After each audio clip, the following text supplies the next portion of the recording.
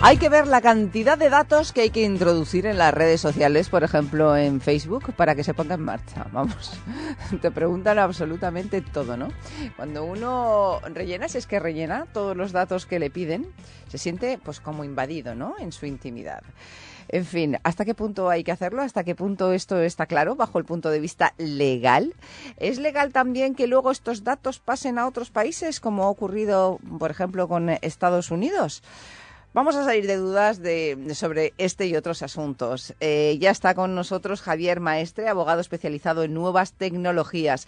Javier, bienvenido, muy buenas tardes. Hola, buenas tardes. Muchas gracias a vosotros por invitarme al programa. ¿No es una barbaridad la cantidad de datos que te piden? Absolutamente todo tipo de datos para poderte apuntar a una red social. Pues sí, la verdad es que sí, pero el problema más que la cantidad de datos que se piden es que muchas veces el usuario no es consciente muchas veces ni de lo que da ni de quiénes van a ser los destinatarios de esos datos. Bueno, pues normalmente el ingenuo internauta cree que estos datos pues se quedan ahí en esta casita llamada Facebook, en algún lugar de Internet, y que de ahí no van a salir, ¿no? No se es consciente, como muy bien dices, de dónde van a ir a parar y cómo se van a utilizar estos datos. Así que si se lo contamos, pues mejor, porque seguro que muchos lo van a descubrir ahora mismo. Hombre, hay que tener en cuenta que los servicios esos gratuitos, siempre hay una máxima, una especie de leyenda urbana en Internet, que se dice que cuando tú utilizas un servicio que es gratuito, el precio, digamos, que pagas, eres tú, o sea, son tus datos. Lo que aportas tú a ese servicio gratuito es realmente el precio que pagas. Claro. Y entonces esos datos hay que tener en cuenta que cuando una red social como Facebook o Twitter, etcétera, que no exige contraprestación económica por parte del usuario, de alguna manera esas empresas tienen que sacar dinero, porque si no, no prestarían ese servicio. Uh-huh. Entonces, la manera que tienen de sacar dinero es precisamente el trabajar, el hacer minería de datos y mediante servicios publicitarios y demás, pero claro, tomando como base los datos que aportan los usuarios. Eso es lo que tiene que ser consciente el internauta, que cuando utiliza un servicio gratuito, el precio que está pagando son los datos que está dando a esa red social. Uh-huh. Francia, por ejemplo, dio 3 meses a Facebook para que dejara de espiar a los usuarios y dejara de transferir información a Estados Unidos, ¿no? Sí. Sí, eso, ahí lo que se produce es lo que se llama una transferencia internacional de datos, ¿no? O sea, Facebook lo que hace es mandar esos datos a una compañía americana que no está sujeta en principio a eso es lo que defienden ellos, ¿no? A la normativa europea, y por lo tanto pueden, digamos, hacer con los datos más cosas de lo que se hace aquí en Europa, por decirlo así. Entonces, lo que Francia ha dicho que eso no se puede hacer. Facebook se escuda siempre en que en sus condiciones el usuario autoriza todo ello.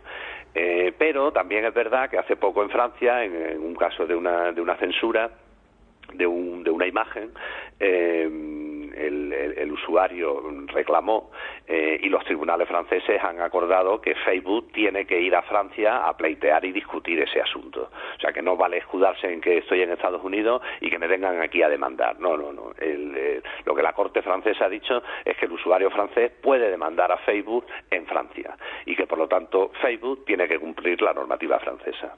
Claro, indudablemente. El derecho al honor, algo tan antiguo, ¿no? O debería serlo, casi como el hombre. ¿De dónde ha quedado esto? Porque, bueno, muchos han hablado, lamentablemente, últimamente de este asunto porque está ahí y es más que obvio. Se ha convertido Twitter en una plaza pública de ejecución en demasiadas ocasiones. Sí, bueno, pero en cualquier red social lo que hay que tener en cuenta es que los sistemas de comunicación tradicionalmente han sido unidireccionales, o sea, es decir, el periódico tenía un titular, era una persona o una empresa el que se responsabilizaba de ello y tenía una pluralidad de destinatarios. Con Internet, la estructura de las comunicaciones son en red, entonces la comunicación es de muchos a muchos. Y hay que tener en cuenta, obviamente, que Twitter o cualquier red social, Facebook, LinkedIn, etcétera, los muros, antes podrían ser los muros que había en el instituto, ¿no? Los paneles o los tablones de anuncios, que tenían una difusión bastante limitada. Hoy día, cualquier cosa que se cuelgue en esas redes sociales, pues tiene una difusión prácticamente mundial, con lo cual el impacto que a lo mejor comentarios ofensivos o de otra índole, si se hacen en un entorno pequeño o limitado, no presentan una especial relevancia. Sin embargo, en Twitter pues sí que puede llegar a tener esa especial relevancia, ¿no? para el afectado. Claro, pero es que además, según comentan algunos expertos, como José Luis Orihuela, profesor de la Facultad de Comunicación de la Universidad de Navarra, dice que Twitter es la mejor para llevar a cabo una lapidación pública porque es la red que está más desprotegida frente a la creación de perfiles falsos, anónimos, robotizados, delictivos, agresivos, te puedes hacer pasar por otro, en fin. Bueno, yo creo que Twitter puede caer dentro de esa categoría, pero más que por la posibilidad de utilizar perfiles falsos, por la difusión que tiene. Porque de una forma u otra en todos los servicios virtuales hay posibilidad de crear perfiles falsos, en Facebook también. Todo aquello que no te exijan digamos que presentes el DNI, pues se puede utilizar de esa manera. El problema, o la cualidad de Twitter es que es la red, digamos, más extendida en cuanto a la transmisión de mensajes cortos. Pero eso no quiere decir que se esté desprotegido. De hecho, ya en España hay numerosas resoluciones judiciales que condenan a personas que han utilizado Twitter para otras redes sociales para cometer actividades delictivas, bien sean injurias o calumnias, ¿no? En definitiva, infracciones al honor, ¿no? Es que la libertad de expresión no hay que confundirla con el derecho con derecho al insulto. Hombre, la libertad de expresión y el derecho al honor son dos derechos que están tradicionalmente enfrentados y también hay una casuística jurisprudencial enorme, ¿no?, en relación con estos dos derechos. Hay que examinar siempre el caso concreto, ver las circunstancias que afectan al afectado y en las que se ha vertido el insulto y actuar en consecuencia, ¿no? Pero claro, es un conflicto que no se va a resolver, digamos, para siempre. O sea, cada caso es un mundo y hay que ir cada caso concreto. Por tu experiencia como abogado especializado en nuevas tecnologías, ¿cuál dirías, si es que lo hay, que sería el perfil de un acosador y humillador de las redes sociales, en las redes sociales? Bueno, no podemos establecer si hablamos, digamos, de infracciones al honor, no hay un perfil concreto, ¿no? Podemos establecer, digamos, distintas tipologías de sucesos o de acosadores, ¿no? El más clásico es el que se denomina troll. En Internet, en los foros y en las redes sociales, hay personas que lo que hacen es alimentar polémicas y en eso se basan un poco su popularidad, ¿no? Entonces, a esos troles lo que no hay que hacerles caso, porque normalmente, aunque en algún momento puntual consigan sacarte de quicio, digamos, acaparar la atención, pero esa atención se difumina rápido, ¿no? Lo que sí que es verdad que puede pasar que haya campañas, digamos, orquestadas para minar la credibilidad o el honor de una persona concreta. Eso, digamos, sería otro tipo, que a lo mejor puede obedecer a intereses más allá de lo que es simplemente el vilipendiar a una persona, ¿no? Puede haber intereses económicos, de poder o de otra índole, ¿no? O sentimentales, ¿no? Eso, pues claro, ahí no podemos tampoco establecer un perfil general, porque cada interés que tenga una persona en vilipendiar a otra varía unos de otros. Lo cierto es que, aunque Twitter pueda dar una apariencia de anonimato, lo cierto es que toda la actividad en Internet al final va dejando unos rastros y si se atan los cabos, pues normalmente se llega a la persona que está detrás de todo ello, ¿no? Lo ideal para el troll, ¿no? Que bueno, que se alimenta de carnaza, que cuanto más se le conteste, pues más crece, porque de eso vive, digamos, entre comillas. ¿Lo ideal sería bloquearlo desde el principio o esto puede ser contraproducente? ¿Es mejor actuar de otra manera? ¿Ignorarlo simplemente o denunciarlo en un momento dado? Hombre, sí, eso depende de lo que se haya visto afectada la vida y el honor de la persona, ¿no? Si realmente no ha tenido mucha difusión y en su vida cotidiana, por decirlo de alguna manera, no ha resultado afectado en su honor, yo creo que lo mejor es ignorarles. O sea, los troles cuando te metes en una discusión con ellos es inacabable, ¿no? Y además suele ir ascendiendo los niveles de agresividad. Con lo cual lo mejor es, entiendo yo, que es ignorarle por completo, no hacer ningún tipo de acción. Porque cualquier cosa, como dicen los americanos, ¿no?, puede ser utilizada en tu contra, ¿no? O sea, cualquier cosa que hagas, el troll le va a dar las vueltas para intentar utilizarlo en contra. Con lo cual, en principio, es el ignorar la actuación. Ahora, si ya la actuación en sí es muy grave y tiene un efecto en la vida de esa persona, ¿no?, pues entonces ya sí que convendría denunciarlo y poner en marcha la Administración de Justicia, claro. Uh-huh. Y si hemos sido nosotros los que hemos metido la pata por alguna equivocación y hemos escrito algo pues en Facebook o en Twitter o en cualquier red social que no era correcto o al menos que no deberíamos haber escrito, ¿qué podemos hacer? Bueno, pues imaginemos que eso nos pasa en el mundo. Imaginemos que en una reunión de vecinos, por decir algo, se calientan los ánimos y uno dice cosas frente a otro vecino que en circunstancias normales no diría. ¿Qué es lo que haríamos en ese caso? Bueno, pues pedirle perdón a esa persona y comprometerse ante él a que ese comportamiento no se va a volver a repetir. Pues entiendo yo que en Internet no tenemos que hacer una cosa distinta de lo que haríamos en el mundo real. ¿Y qué hacemos si detectamos que alguien se está haciendo pasar por nosotros? Bueno, eso ya, según cómo se haga, eso podría ser delictivo. Bien porque esa persona intente suplantar nuestra propia identidad, o bien porque atribuya a ese perfil falso unos comportamientos que podrían ser considerados atentatorios frente al honor, ¿no?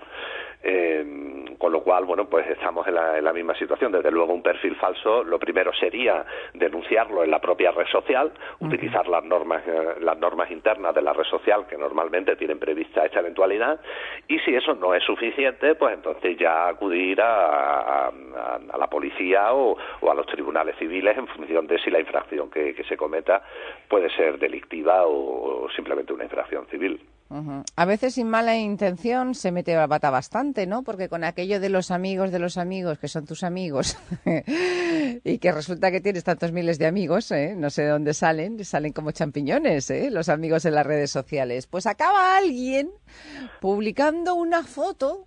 Y a lo mejor tú esa foto pues no querías que se publicara, que no quieres que se publiquen fotos o no quieres que se publique esa foto en concreto. Sin embargo, ahí está, a la vista de todo el mundo, tu fotografía que no has colgado tú, o a lo mejor de tus hijos que tampoco querías que aparecieran. Claro, hombre, hay que ser consciente de que una cosa que pones en Internet, tarde o temprano puede haber alguien que la acabe haciendo pública. Ahí la única manera es que el usuario tome conciencia de que lo que vaya a subir a Internet se puede acabar haciendo público. Si no quiere que se vea, lo suyo es que lo guarde en casa, en un USB o en una fórmula que no sea en Internet o mediante sistemas de almacenamiento en la nube, pero que sean privados, que no sean públicos, ¿no? Ya, si es otra persona claro, es otra que nos persona. ha hecho una foto, vamos a suponer, en un partido de fútbol, ¿no?, que nos vamos con los amigos y ahí alguien hace una foto, ¿no? Pues el que ha hecho esa foto es el responsable de ello, entonces habría que ponerse en contacto con esa persona, ¿no? Pero claro, no vamos a estar, cada vez que vamos a una boda o lo que sea y nos hacen fotos, no vamos a estar preguntando, oye, ¿esto lo vas a subir, lo vas a dejar de subir? Se hace un poquito incómodo, ¿no? Ya. Pero bueno, esos son los riesgos. Es que al final te da la sensación de no tener ninguna intimidad, ¿no? Porque todo lo que haces va a salir publicado, aunque no lo hagas tú. Como Hombre, alguien haga una fotografía... que la intimidad es un valor, digamos, a la baja, ¿no? Y no es algo nuevo, ¿no? Desde que empezaron los Gran Hermanos y todos los reality shows. Ya, pero ellos son ellos los que se quieren presentar a eso. El problema es cuando son los demás los que sacan publicadas cuestiones tuyas que tú en ningún momento incluso desconocías, ¿no? De repente te lo encuentras. Mercadeo que se hace con la intimidad en ese tipo de programas y demás, lo que hace es devaluar el concepto, o sea, el principio de la intimidad. Entonces, al final, todo el mundo acaba teniendo una especie de conciencia de que la intimidad cede. Y eso es lo que debemos revelarnos ante ello, ¿no? ¿Cuánta razón tienes? Pues a mí me parece una maravilla el derecho a la intimidad, creo que debe preservarse y que está muy mal. Y sí, pero como todos los derechos tenemos que luchar por ello. O sea, lo que no puede ser es que estemos aireando nuestra vida continuamente y que en un momento dado, un incidente concreto, entonces ahí queremos preservar nuestra intimidad, ¿no?